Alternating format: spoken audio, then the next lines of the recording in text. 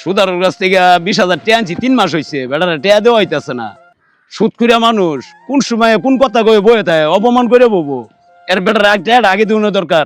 এবার ওর ফলনটা তুললা হ্যাঁ টাকাটা দিমু আজকে। হ্যাঁ দিয়ে দিবা। হ্যাঁ টিয়া দোন লাগতো না কেন? এ খেত লম্বা না টিয়া বউ দিছ 3 মাস ধরে টিয়া আনছ, জানোই তো আমি সুজি ব্যবসা করি চলি, তাহলে 3 মাসের মধ্যে একদিন টিয়াও করলে না, লাভ টিয়াও দিয়ে এলে না, আসল যদি বাজারের কথা। আর আমার দেখে দেখে কও টিয়া দিবা টিয়া দিবা, টিয়া দোন লাগতো না, খেত লম্বা না। খেত নামতাম না মানে কারণ কি? আমি লাভের টিয়া দিবার লেগে আমরা ফলন ব্যস্ত আছি, তাহলে আমার খেত নামতাম না কে? জিজ্ঞাসা করছেন কিছু? এই বেড়া তোর জিজ্ঞা লাগে কে? তোর কই দিছি না প্রতি মাসে লাভ প্রতি মাসে আমার বাড়ি যেতে হইবি। আজকে 3 মাস হয়ে গেল কে? কারণ কি আবার কই জিজ্ঞালে আমরা কে? বাইরে প্রতি মাসে দিনের কথা আছে, ফলন করছি একটু ডাবু হয়ে গেছি, তোমার টাকাটা দিয়ে দিব ভাই, তুমি মনে কিছু নিও না। রাহুল মিয়া আমি মনে কিছু নিতাম না, আমি ব্যবসায় করি সুদের মিয়া, মনে কি আবার নিমু মিয়া? হ্যাঁ সুদের ব্যবসা করি আমি চলি, মনের কি আছে? আমি কি মন বুঝি? এই খেত না মান্য সোজা কথা কই দিছি, খেত না মান্য মাল এটা আমি লুক দিয়ে আমি তুলে নিমু গা। খেত না মান্য কইলি কই দিলাম খবরদার। আব্বা কত কষ্ট করে ফসলটা করলাম, পানি দিলাম, এটা করলাম সেটা করলাম, শ্রম দিলাম, তুমি খাটলা, কামলা লয়ে খাটাইলাম, টাকা দিলাম, তারপরেও মনে করো যে ফসলটা তোলার পাইতাছি না। ওই যে সুদ ঘোরা হয়ে গেছে যে খেত নামবার নিষেধ করছে, খেত নামতাম না, অনেক হেকর সাথে আমরা মারামারি করেও পাইতাম না, কিছু কইয়াও পাইতাম না। চলো আমরা এই যে মাতবরের কাছে যাই, মাতবরের কাছে জানাই, আচ্ছা মাতবরে দেই কি একটা বিচার করে। আচ্ছা চল যাই, যা। আব্বা চলো, আই আব্বা।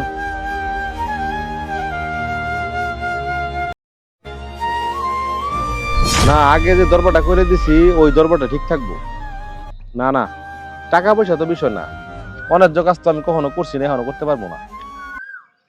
আচ্ছা ঠিক আছে, পরে কথা কই, সামনে লোক আছে। আচ্ছা কি ব্যাপার দুলো, কিছু কইবা নাকি?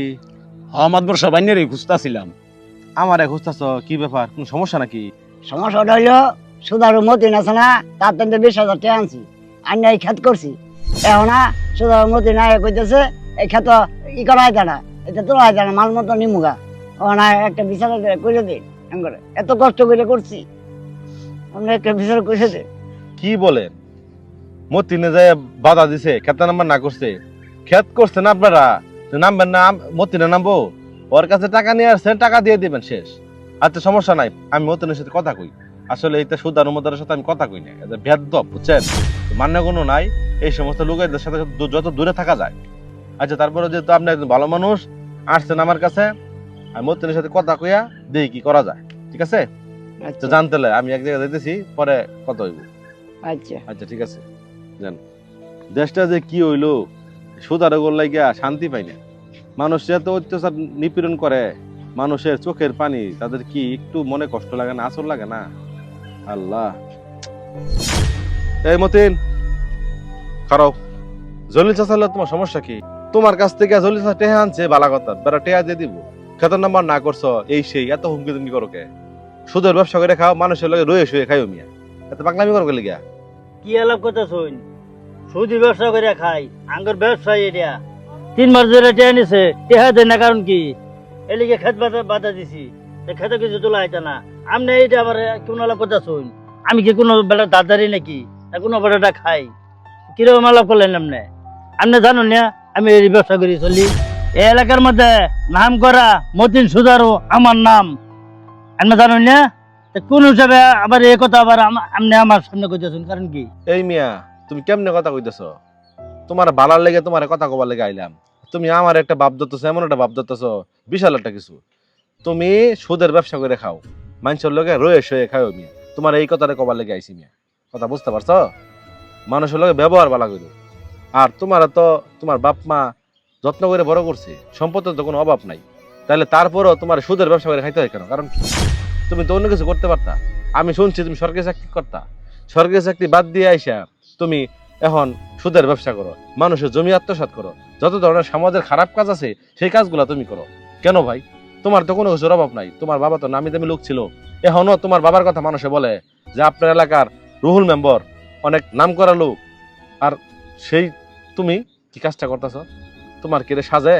তোমার বাপ হজ করে আইছে, একে একে 3 বার হজ করে আইছে, আর হাজির পোলা হইয়া তুমি সুদ খাও, সুদের ব্যবসা করো। এটা কি মানসম্মত কাজ করতেছ? মাদ্রাস সাহেব আসলে টিয়া লোভ ভরিয়া আমি সুদ খাওয়া ধরছিলাম। যে আমার বাবা যে সুনামটা ছিল, আমি এই সুনামটা চিন্তা করছিলাম না। অনেকটা সুনাম নষ্ট হয়েছে আমার বাবার। আমি ভুলটা বোঝার পাইছি। আমি এখন থেকে আর মাদ্রাস সাহেব সুদ টুদ খাইতাম না।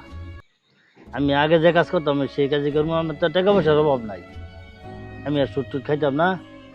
আর ওই জলি ভাইরে বলে দেন আমার আর লাভার টাবার টাকা লাগতো না। ওই আসল যে টাকাটা নিয়েছিল এটা কিছু সময় নিয়ে আস্তে ধীরে দিয়ে দিতে বলে। যাক মারুফ, তুমি যে বুঝতে পারছো এটি বড় কথা। সুদ খাওয়াটা বাদ দাও, প্রয়োজনে ছোটখাটো একটা ব্যবসা করো, তারপরেও শান্তি পাবা। আর জলিল ভাইরে আমি এই কথা বলে দিবনি, সমস্যা নেই। তোমাকে আসল টাকাটা দিয়ে দিব, তুমি আর লাভ টাভ নিও না। তোমার বাপ মার কবরে আর আদাব দিও না। কোনো সন্তান যদি দুনিয়ার মধ্যে ভালো কাজ করে সেটা সওয়াবও তার বাবা মা কবর থেকে পাইব। আর যদি খারাপ কাজ করে সেটার পাপের ভাগিদারে কিন্তু তোমার বাবা মা হইব। সেজন্য তোমার বাবা নামি দামি লোক ছিল, সেজন্য তোমাদের উচিত ভালো কাজ করা।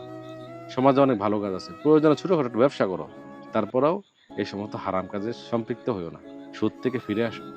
ঠিক আছে মাদ্রাস সাহেব, আমি কথা দিলাম আর কোনোদিন সুদ টুদ খাইতাম না। আচ্ছা ঠিক আছে ভাই, তুমি যে ভালো হয়ে গেছো এটাই বেশ ভালো লাগলো। চলো। সুদ নামক মারাত্মক ঘৃণ্য অপরাধ থেকে আমরা সকলেই হেফাজত থাকবো। হে আল্লাহ আমাদেরকে সুদমুক্ত জীবন দান করেন। ভিডিওটা ভালো লেগে থাকলে অবশ্যই একটা লাইক, কমেন্টস এবং শেয়ার করে দেবেন ইনশাআল্লাহ।